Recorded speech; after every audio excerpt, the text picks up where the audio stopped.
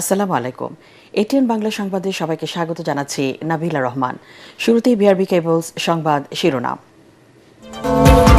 সরকারের কাজের সুফল জনগণের কাছে পৌঁছাতে জেলা প্রশাসকদের পেশাদারিত্বের সাথে দায়িত্ব পালনের নির্দেশ প্রধানমন্ত্রীর। দুর্নীতি রোধে ডিসিদের তৎপর হওয়ার তাগিদ রাষ্ট্রপতির। গণভোটে হ্যাঁ জয়যুক্ত হওয়ায় বিএনপির নোট অফ ডিসেন্ট খারিজ হয়ে গেছে, দাবি জামাত সেক্রেটারি। সংস্কার না হলে রাজপথে নামার হুঁশিয়ারি নাহিদ ইসলামের। দেশে কোরবানির পশু প্রায় ১.৫ কোটি, চাহিদার চেয়ে ২২ লাখ বেশি, প্রাণী সম্পদ মন্ত্রী। ঢাকা উত্তর সিটিতে ১৬টি এবং দক্ষিণে বসবে ১১টি হাট। কারাগারে থাকা সাংবাদিকদের জামিন পাওয়ার অধিকার রয়েছে, জানালেন তথ্যমন্ত্রী। গণমাধ্যম কমিশন গঠন ও মিডিয়ায় পৃষ্ঠপোষকতার ঘোষণা।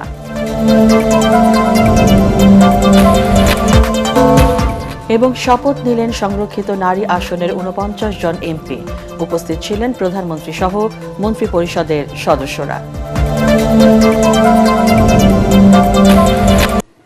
শুনছিলেন বিআরবি কেবলস সংবাদ শিরোনাম, এবার বিস্তারিত। দল মত নির্বিশেষে সব শ্রেণীর মানুষকে সামাজিক নিরাপত্তা বেষ্টনীর মধ্যে নিয়ে আসাই সরকারের লক্ষ্য বলে জানিয়েছেন প্রধানমন্ত্রী তারেক রহমান। জনগণের কাছে দেওয়া অঙ্গীকার বাস্তবায়নে জেলা প্রশাসকদের আন্তরিকতার সাথে কাজ করার কথা বলেন তিনি। রাজধানীর ওসমানী স্মৃতি মিলনায়তনে ৪ দিনের ডিসি সম্মেলনের উদ্বোধনী অনুষ্ঠানে প্রধানমন্ত্রী বলেন, সুশাসনই সরকারের রাষ্ট্র পরিচালনার মূল ভিত্তি।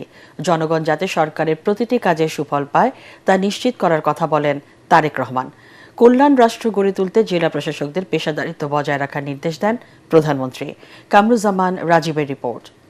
রাষ্ট্রীয় নীতি বাস্তবায়নের গুরুত্বপূর্ণ দায়িত্ব পালন করছে মাঠ প্রশাসন। সরকারের নীতি, উন্নয়ন কর্মসূচি ও মাঠ প্রশাসনের জনস্বার্থ সংশ্লিষ্ট প্রস্তাবের বিষয়ে সিদ্ধান্ত গ্রহণে প্রতি বছর অনুষ্ঠিত হয় জেলা প্রশাসক সম্মেলন।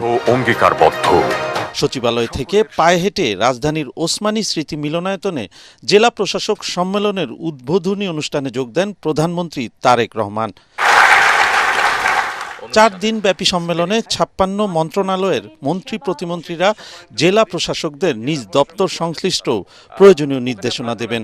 উদ্বোধনী অনুষ্ঠানে প্রধানমন্ত্রী বলেন, জনপ্রশাসন নিরপেক্ষভাবে কাজ করতে পারলে জনরায় প্রতিফলিত হয়, যা ১২ ফেব্রুয়ারির জাতীয় নির্বাচনে প্রমাণ হয়েছে।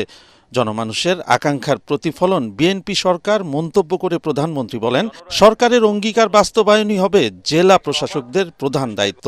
জনপ্রশাসন যদি সঠিকভাবে কাজ করে তাহলে অবশ্যই জনগণের রায় যে প্রতিফলিত হয় সেটি আপনারা প্রমাণ করেছেন ১২ তারিখের নির্বাচনে। অপরদিকে যদি আপনাদেরকে কাজ করতে না দেওয়া হয় তাহলে কি হতে পারে সেটি আমরা ১৪, ১৮ বা ২৪-এ দেখেছি। সরকারের নীতি ও পরিকল্পনা বাস্তবায়নের ক্ষেত্রে আপনারা, যা আগের বক্তাগণ উল্লেখ করে গেছেন তাদের বক্তব্যে, আপনারা বিশেষ করে বিভাগীয় কমিশনার এবং জেলা প্রশাসকগণই জনগণের সঙ্গে সরকারের প্রধান সেতু বন্ধন। তারেক রহমান বলেন, ন্যায়ভিত্তিক কল্যাণ রাষ্ট্র গড়ে তুলতে সরকার বদ্ধপরিকর।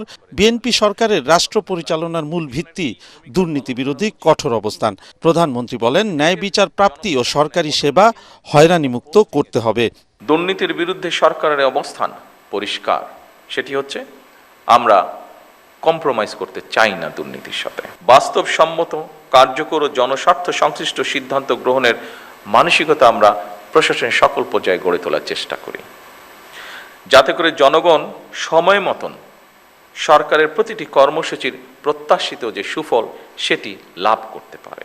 জনপ্রশাসনের কার্যক্রমকে দক্ষ, স্বচ্ছ ও যোগ্য করে গড়ে তুলতে সরকার আন্তরিক উল্লেখ করে তারেক রহমান বলেন, মাঠ পর্যায়ে দ্রব্যমূল্য নিয়ন্ত্রণ, বাজারে শৃঙ্খলা বজায় রাখা ও কৃষকদের ন্যায্য মূল্য প্রাপ্তি নিশ্চিত করতে হবে। আপনারা মাঠ পর্যায়ে সরকারের প্রশাসনিক অ্যাম্বাসেডর। দ্রব্যমূল্য নিয়ন্ত্রণ, বাজারের শৃঙ্খলা বজায় রাখা, কৃষকের ন্যায্য মূল্য নিশ্চিত করা অত্যন্ত জরুরি। ইচ্ছে মতন যাতে কেউ নিত্য প্রয়োজনীয় পণ্যের মূল্য বাড়াতে না পারে, কিংবা যে টেন্ডেন্সিটা আমরা দেখি বিভিন্ন সময় মজুতদারি বা কারসাজির মাধ্যমে বাজারে অস্থিতিশীলতা সৃষ্টি করতে না পারে, কোনো ধরনের সিন্ডিকেট বা কৃত্রিম সংকট সৃষ্টির অপচেষ্টা কেউ করতে না পারে, এই জন্য নিয়মিত বাজার তদারকি জোরদার করা প্রয়োজন। প্রধানমন্ত্রী বলেন, জাতীয় ঐক্যই হবে বড় শক্তি, জাতীয় স্বার্থে সরকারের নীতি সবার আগে বাংলাদেশ। সহযোগিতা। কামরুজ্জামান রাজীব, এটিএন বাংলা, ঢাকা। সরকারের উন্নয়ন কার্যক্রমকে এগিয়ে নিতে দুর্নীতি রোধে ডিসিদের সচেষ্ট থাকার তাগিদ দিয়েছেন রাষ্ট্রপতি মোহাম্মদ শাহাবুদ্দিন। সন্ধ্যায় বঙ্গভবনে জেলা প্রশাসকদের উদ্দেশ্যে তিনি বলেন, দীর্ঘ অপশাসনের অবসানের পর সঙ্গতভাবেই নতুন সরকারের কাছে সাধারণ মানুষের প্রত্যাশা অনেক বেশি। জাতীয় নির্বাচন সুষ্ঠুভাবে সম্পন্ন করায় মাঠ প্রশাসনের দক্ষতারও প্রশংসা করেন রাষ্ট্রপতি।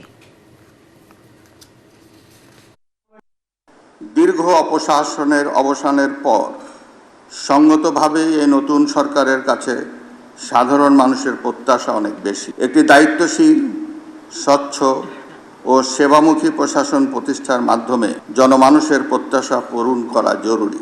বর্তমান সরকার ইতিমধ্যে জনগণের কল্যাণে বিভিন্ন উদ্যোগ গ্রহণ করেছে। এজন্য আপনাদেরও সরকারের নেওয়া বিভিন্ন প্রতিশ্রুতি, কর্মসূচি, নীতি ও প্রকল্প বাস্তবায়নে সচেষ্ট হতে হবে। জনস্বার্থকে অগ্রাধিকার দিতে হবে। আর এসব উদ্যোগের সুফল যাতে প্রকৃত উপকারভোগীদের কাছে যথাসময়ে পৌঁছে তা নিশ্চিত করাও আপনাদের দায়িত্ব।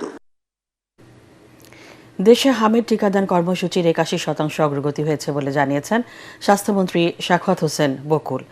ডিসি সম্মেলনে অংশগ্রহণ শেষে সাংবাদিকদের তিনি জানান, ভেজাল ওষুধ প্রতিরোধে ডিসিদের নির্দেশ দেওয়া হয়েছে। এদিকে শিক্ষামন্ত্রী এহসানুল হক মিলন বলেন, ফল প্রকাশের পর আটকে থাকা ১৪,০০০ শিক্ষককে শর্ত সাপেক্ষে শীঘ্রই নিয়োগ দেবে সরকার। আর তথ্য পেলে অনিয়ম দুর্নীতি রোধে দ্রুত ব্যবস্থা নেওয়ার কথা জানিয়েছেন আইনমন্ত্রী মোহাম্মদ আসাদুজ্জামান। বিস্তারিত জানাচ্ছেন ইয়াসিন রানা। রাজধানীর ওসমানী স্মৃতি মিলনায়তনে জেলা প্রশাসক সম্মেলনের প্রথম দিনে আলোচনায় অংশ নেন স্বাস্থ্য, শিক্ষা ও আইনমন্ত্রী। মন্ত্রণালয়ের নানান বিষয়ে ডিসিদের সাথে মতবিনিময় করেন মন্ত্রীরা।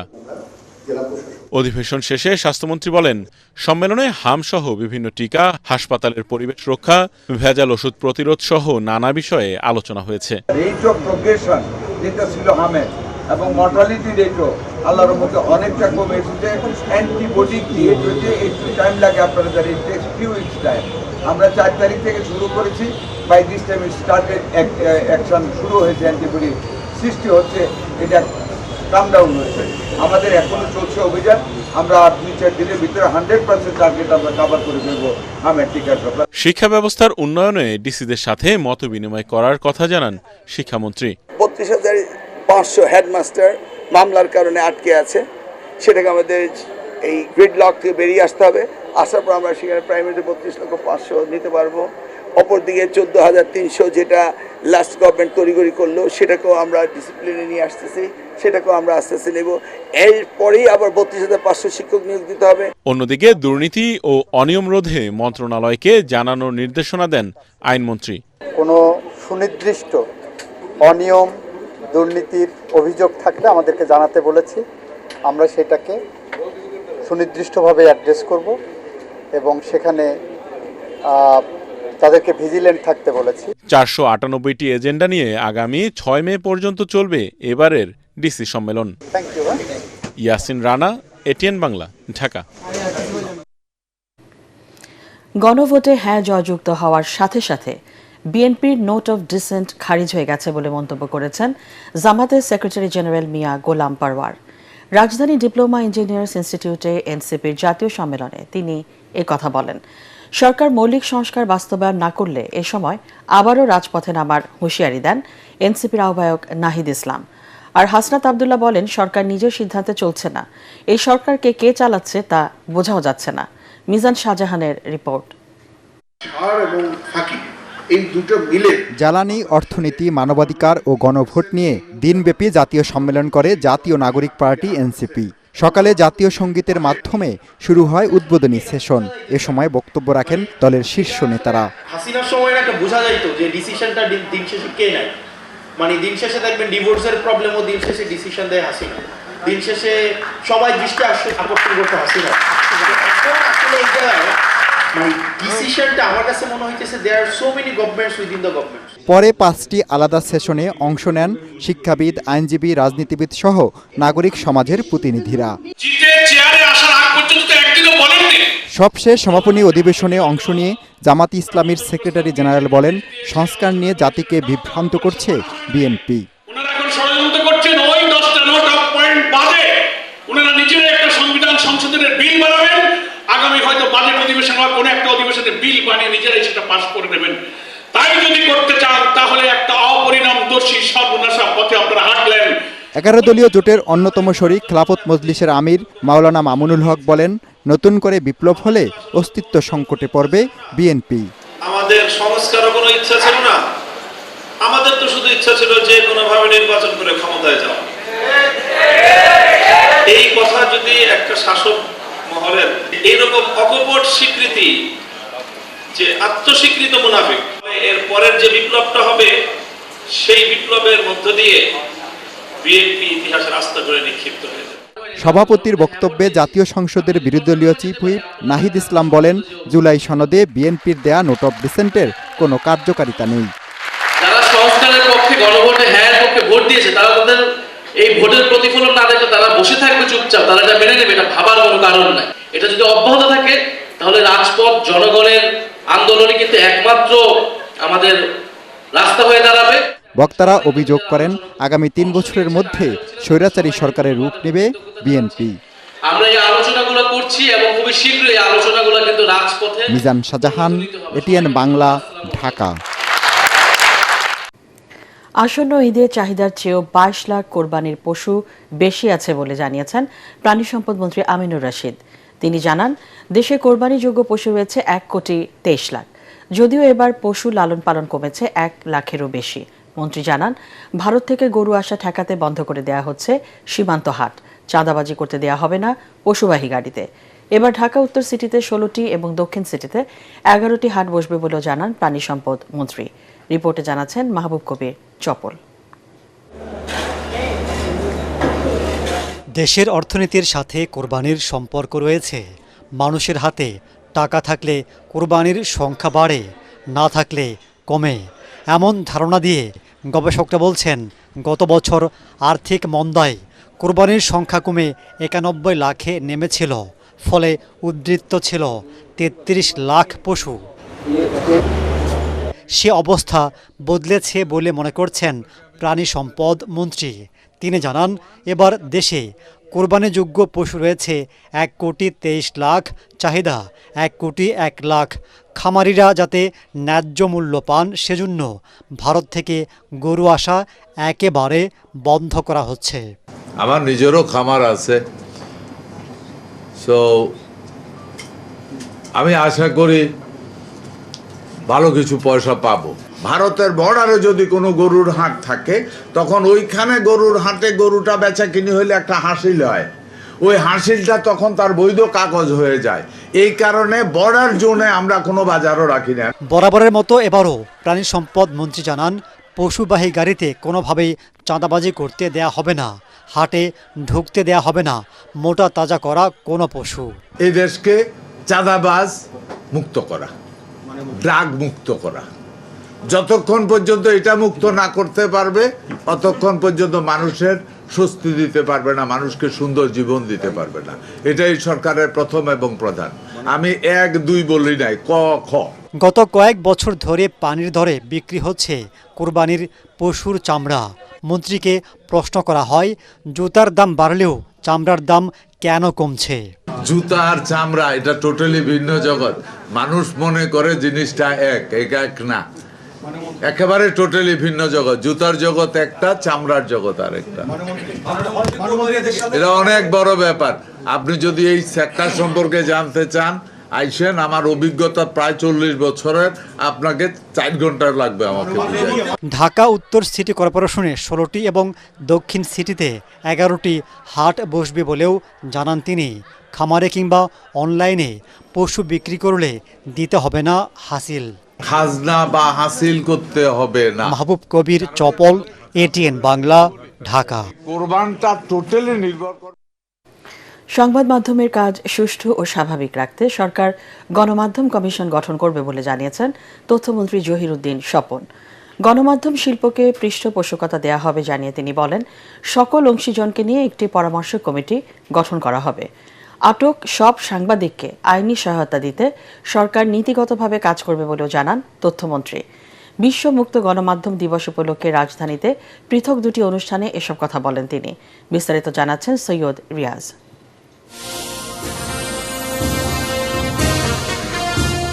বিগত কয়েক বছরের তথ্য প্রযুক্তির অভাবনীয় পরিবর্তনের ফলে একদিকে যেমন বেড়েছে খবর প্রকাশের গতি, অন্যদিকে ভুল তথ্য ও অপতথ্যের দাপট চ্যালেঞ্জের মুখে ঠেলে দিয়েছে মুক্ত সাংবাদিকতাকে। কৃত্রিম বুদ্ধিমত্তা, ডিপফেক এবং ক্রমবর্ধমান ডিজিটাল নজরদারির এই সন্ধিক্ষণে বিশ্ব মুক্ত গণমাধ্যম দিবস এবার ভিন্ন এক গুরুত্ব নিয়ে হাজির হয়েছে। এই বাস্তবতায় বিশ্বের অন্যান্য দেশের মতো বাংলাদেশেও পালিত হল ওয়ার্ল্ড প্রেস ফ্রিডম ডে। এ উপলক্ষে রাজধানীর তথ্য ভবনে আয়োজিত আলোচনা সভায় সাংবাদিক নেতারা বলেন, বিনা বিচারে সাংবাদিকদের আটক রাখা মুক্ত গণমাধ্যমের পরিপন্থী। আজকে যারা জেলখানায় আছেন তারা বিনা বিচারে আটক থাকবেন কেন? আমরা বলবো না যে তারা মামলা প্রত্যাহার করে তাদেরকে মুক্তি দেন, তা না, জামিনটা অন্তত দেন। কারাগারে যেসব সাংবাদিক আটক রয়েছেন তাদের জামিন পাওয়ার অধিকার আছে বলে জানান তথ্য ও সম্প্রচার মন্ত্রী। যারা কারাগারে আছেন, মিথ্যা মামলায় হোক আর যে মামলাই হোক, জামিন পাওয়া তো মৌলিক অধিকার। আমি প্রতিশ্রুতি দিতে চাই, নীতিগতভাবে সমস্ত ধরনের সাংবাদিকদেরকে আইনের আওতায় যতটা সম্ভব তাকে পেশাগত সহযোগিতা দেওয়া হবে। পতিত আওয়ামী লীগ সরকারের আমলে গণমাধ্যমকে শত্রু হিসাবে দেখা হয়েছে জানিয়ে তথ্যমন্ত্রী বলেন, গণমাধ্যম শিল্পকে বর্তমান সরকার পৃষ্ঠপোষকতা দিতে চায়। সারাক্ষণ মানুষ তো ডিভাইসে ইনফরমেশন নিচ্ছে, গ্রহণ করছে, ডিসেমিনেট করছে বুঝে হোক না বুঝে হোক। ফলে এখানেও একটা জরুরি পদক্ষেপ খুব নেওয়া দরকার। মিনিমাম যদি এইটুকু আমরা ইমিডিয়েটলি করতে পারি অন্তর্বর্তীকালীন ব্যবস্থা হিসাবে, যে কোনো গণমাধ্যমকে ফ্যাক্ট চেকিং মেকানিজমের মধ্যে যেতে হবে। দিনটি পালন উপলক্ষে রাজধানীর মিন্টু রোড থেকে চলচ্চিত্র প্রকাশনা অধিদপ্তর পর্যন্ত একটি র্যালির আয়োজন করে তথ্য মন্ত্রণালয়। সৈয়দ রিয়াজ, এটিএন বাংলা, ঢাকা। শপথ নিলেন সংরক্ষিত নারী আসনের ৪৯ এমপি। রাত ৯টায় জাতীয় সংসদ ভবনের শপথ কক্ষে নারী সংসদ সদস্যদের শপথ পড়ান স্পিকার হাফিজউদ্দিন আহমদ। আর এর মধ্য দিয়ে ত্রয়োদশ জাতীয় সংসদে সংরক্ষিত নারী আসনের প্রতিনিধিত্ব পূর্ণতা পেল। এর আগে গত ৩০ এপ্রিল গেজেট প্রকাশের মাধ্যমে সংরক্ষিত নারী আসনে নির্বাচিত ৪৯ সংসদ সদস্যের নাম ঘোষণা করে নির্বাচন কমিশন। রাজনৈতিক দল ও জোটের ভিত্তিতে ক্ষমতাসীন বিএনপি ও তাদের জোট থেকে সর্বোচ্চ ৩৬ জন, জামাত জোটের পক্ষ থেকে ১২ এবং স্বতন্ত্র জোট থেকে ১ জন নারী সদস্য নির্বাচিত হন। এদিকে সংরক্ষিত নারী আসনের আরও এক প্রার্থী এনসিপি নেত্রী নুসরাত তাবাসসুমের মনোনয়ন বৈধ ঘোষণা করেছে নির্বাচন কমিশন। তবে গেজেট প্রকাশ না হওয়ায় আজ শপথ নিতে পারেননি তিনি। ঘোষণা করিতেছি যে আমি যে কর্তব্যভার গ্রহণ করিতে যাইতেছি তাহা আইন অনুযায়ী ও বিশ্বাস করি। আমি নতুন ইলেকট্রিক বাস আমদানিতে শুল্ক কর অব্যাহতির প্রস্তাব অনুমোদন দিয়েছে মন্ত্রিসভা। প্রধানমন্ত্রী তারেক রহমানের সভাপতিত্বে সন্ধ্যায় জাতীয় সংসদের ক্যাবিনেট কক্ষে মন্ত্রিসভা বৈঠকে এই অনুমোদন দেওয়া হয়। বৈঠক শেষে মন্ত্রিপরিষদ বিভাগ এক ব্রিফিংয়ে জানায়, অভ্যন্তরীণ সম্পদ বিভাগের উদ্যোগে আনা প্রস্তাব অনুযায়ী ন্যূনতম ১৭ আসনের সম্পূর্ণ নতুন ইলেকট্রিক বাস আমদানির ক্ষেত্রে শিক্ষার্থী পরিবহন ছাড়া অন্যান্য ব্যবহারের জন্য কতিপয় শর্ত সাপেক্ষে শুল্ক কর অব্যাহতি দেওয়া হবে। এক্ষেত্রে মূল্য সংযোজন কর ১৫% বহাল থাকবে। তবে এর বাইরে কাস্টমস রেগুলেটরি ডিউটি, সম্পূরক শুল্ক, আগাম কর এবং অগ্রিম আয়কর অব্যাহতি দেওয়া হবে।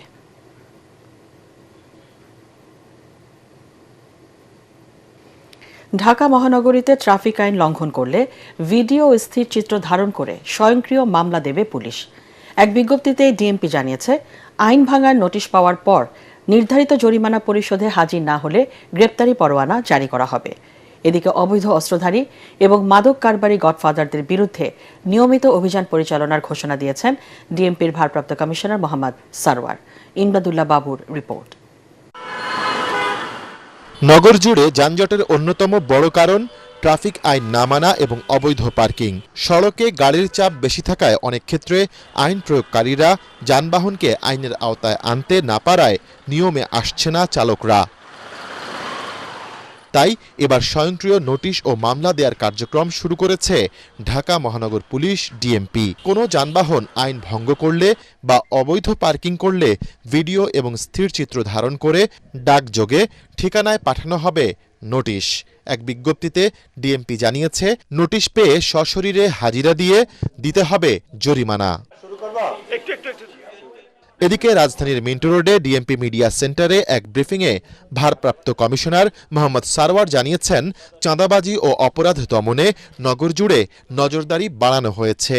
এখন বলা যায় যে তেমন শীর্ষ সন্ত্রাসীদের উপদ্রব নেই। কিছু মিডিয়াম লেভেল বা তাদের নাম ভাঙিয়ে কিছু সন্ত্রাস করে বা ইত্যাদি করে, তারা নিজেদের মধ্যে নিজেরা হয়তো মারামারি করে, কিন্তু জনগণের উপরে আক্রমণটা তেমন একটা নেই। আসামিদের লিস্ট আমাদের 3 সংস্থার কাছে আছে। চাঁদাবাজির স্থান থেকে ধরবো, তার বাড়ি থেকে ধরবো, সে যদি দিনাজপুর রংপুর চলে যায় সেখান থেকে ধরে নিয়ে আসবো। ওদের পাওয়ার কোনো উপায় নেই।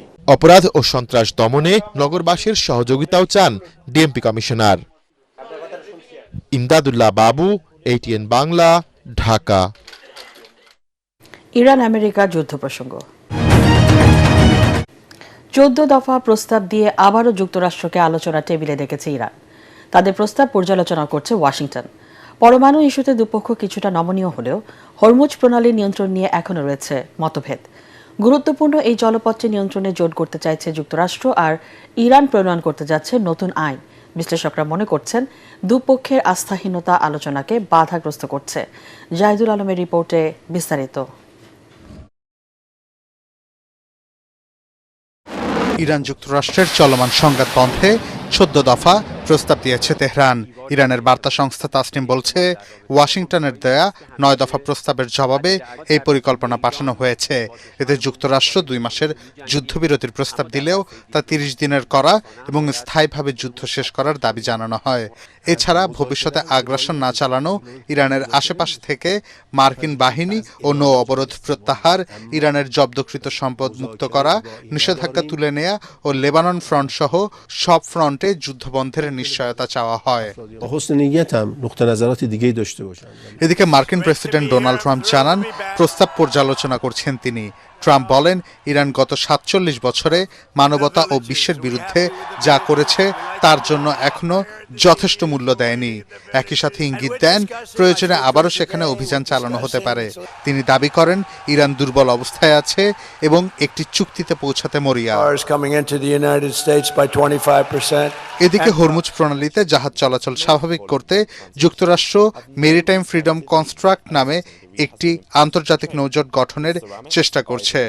মার্কিন পররাষ্ট্রমন্ত্রী মার্কো রুবিও এর অনুমোদন দেন, যেখানে রয়েছে সদস্য দেশগুলোর মধ্যে গোয়েন্দা তথ্য আদান প্রদান, কূটনৈতিক সমন্বয় ও জাহাজ চলাচল নিয়ন্ত্রণ। তবে হরমুজ প্রণালী তেহরানের নিয়ন্ত্রণে রাখতে নতুন আইন প্রণয়ন করতে যাচ্ছে ইরানের পার্লামেন্ট। এখন পর্যন্ত জাহাজগুলো থেকে $2 মিলিয়ন শুল্ক আদায় করেছে দেশটি। বিশ্লেষকদের মতে, পারমাণবিক ইস্যুতে মতপার্থক্য কিছুটা কমলেও মূল বাধা আস্থার সংকট। দুই পক্ষ আলোচনায় আগ্রহী থাকলেও এখনো মূল বাধা হয়ে দাঁড়িয়েছে হরমুজ প্রণালী। একদিকে প্রস্তাব আর পাল্টা প্রস্তাব বিনিময়, অন্যদিকে সম্ভাব্য সামরিক পদক্ষেপের হুমকি। এই দুয়ের মধ্যে ভারসাম্য খুঁজছে আন্তর্জাতিক কূটনীতি, কারণ চলমান এই সংকটে প্রতিদিন প্রায় 1.5 কোটি ব্যারেল তেল সরবরাহ বন্ধ রয়েছে। জাহিদুল আলম, ATN বাংলা। সপ্তাহের প্রতি বুধ ও বৃহস্পতিবার ভার্চুয়াল কোর্টের কার্যক্রম পরবর্তী নির্দেশ না দেওয়া পর্যন্ত স্থগিত করেছেন প্রধান বিচারপতি জুবায়ের রহমান চৌধুরী। সুপ্রিম কোর্টের 2 বিভাগেই এখন থেকে সপ্তাহে 5 দিন শারীরিক উপস্থিতিতে চলবে বিচারিক কার্যক্রম। সুপ্রিম কোর্ট রেজিস্ট্রার কার্যালয় থেকে এক বিজ্ঞপ্তিতে এ তথ্য জানানো হয়। বর্তমান বৈশ্বিক অর্থনৈতিক পরিস্থিতি বিবেচনায় এবং জ্বালানি ও বিদ্যুৎ সাশ্রয়ে গত 19 এপ্রিল থেকে সপ্তাহে 2 দিন বুধ ও বৃহস্পতিবার সুপ্রিম কোর্টের উভয় বিভাগে ভার্চুয়ালি বিচার কাজ শুরু হয়। ওই সিদ্ধান্তের বিরুদ্ধে বিক্ষোভ করে তা প্রত্যাহারের দাবি জানিয়ে আসছিলেন আইনজীবীদের একাংশ। চলতি মাসে ঘূর্ণিঝড়ের পূর্বাভাস দিয়েছে আবহাওয়া অধিদপ্তর। একই সাথে আবারও দেখা দিতে পারে তীব্র তাপপ্রবাহ। পূর্বাভাসে আরও জানানো হয়েছে ঢাকা, ময়মনসিংহ, খুলনা, বরিশাল, চট্টগ্রাম ও সিলেট বিভাগের অনেক জায়গায় এবং রংপুর ও রাজশাহী বিভাগের কিছু কিছু জায়গায় বজ্রসহ বৃষ্টি হতে পারে। সেই সাথে ঢাকা, খুলনা, বরিশাল ও চট্টগ্রাম বিভাগের কোথাও কোথাও ভারী থেকে অতি ভারী বর্ষণ হতে পারে। পূবালী ব্যাংক বাণিজ্য সংবাদ।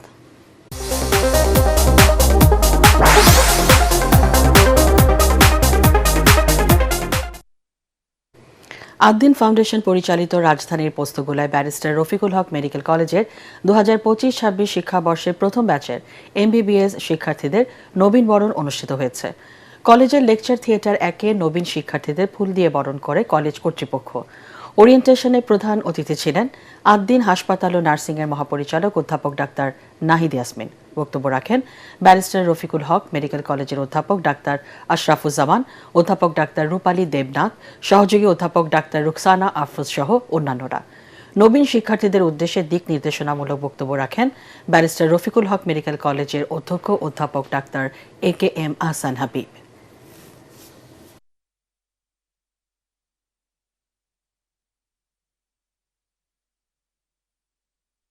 ডাক্তার হতে গেলে হসপিটালটাকে বলা হয় মেডিকেল স্টুডেন্টদের ল্যাবরেটরি, কারণ মেডিকেল স্টুডেন্ট শুধু বই পড়লে হবে না। আমরা বলি না পড়ো পড়ো পড়ো, বই পড়ার পাশাপাশি তাদেরকে রুগী দেখতে হবে, এক্সামিনেশন করতে হবে, আননেসেসারি ইনভেস্টিগেশন যেন না দেয় সেই ব্যবস্থা নিতে হবে, এক্সেস অ্যান্টিবায়োটিক যেন না দেওয়া হয় সেই ব্যবস্থা করতে হবে। সেই কারণেই এত পড়াশোনার কথা বলা হয়। এই মহেন্দ্রক্ষণ একটা আনুষ্ঠানিক সূচনা নয়, এটা একটা কমিটমেন্টেরও পালা।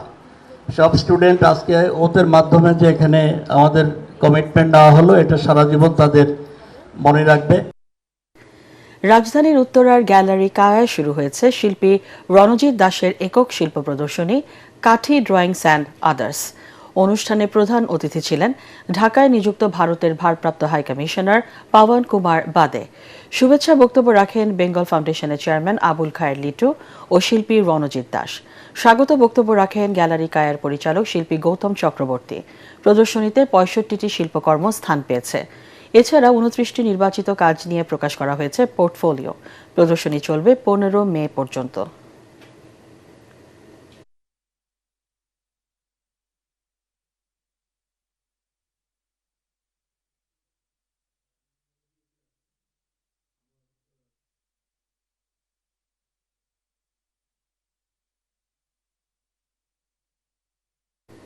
এবার খেলার খবর।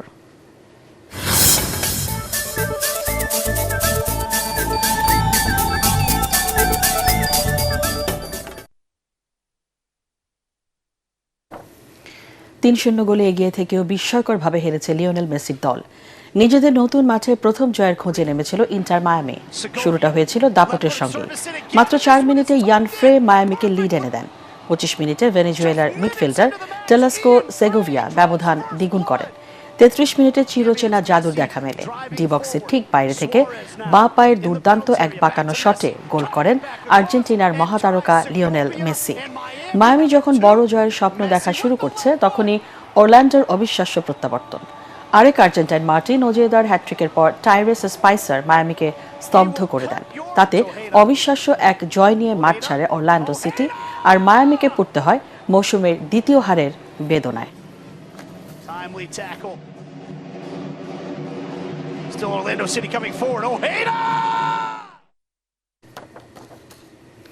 দেশের শীর্ষস্থানীয় 32টি গণমাধ্যমের অংশগ্রহণে শুরু হয়ে গেল কুল BSJA media cup football tournament 2026।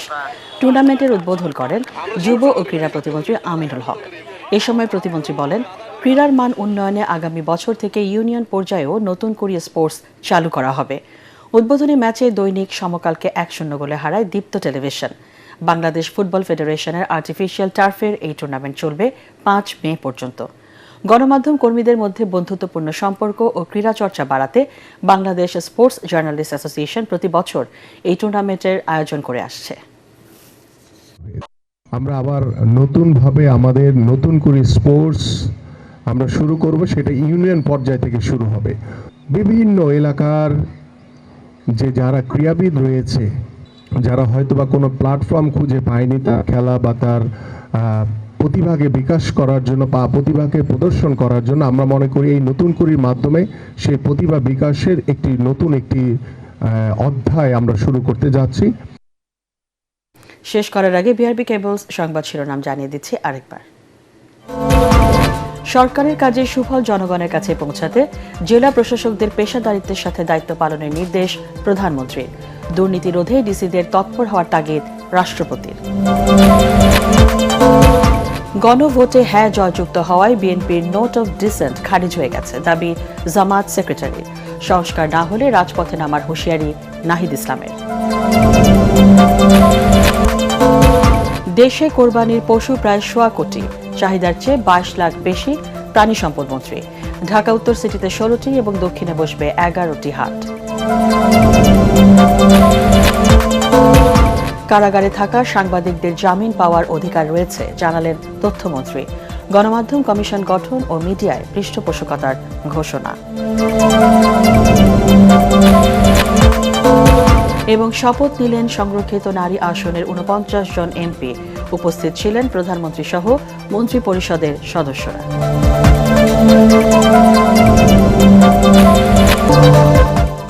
পরবর্তী সংবাদ দেখার আমন্ত্রণ জানিয়ে এখনকার মতো শেষ করছি। এটিএন বাংলা সংবাদ ইউটিউবে দেখতে ব্রাউজ করুন, youtube/ATN Bangla News।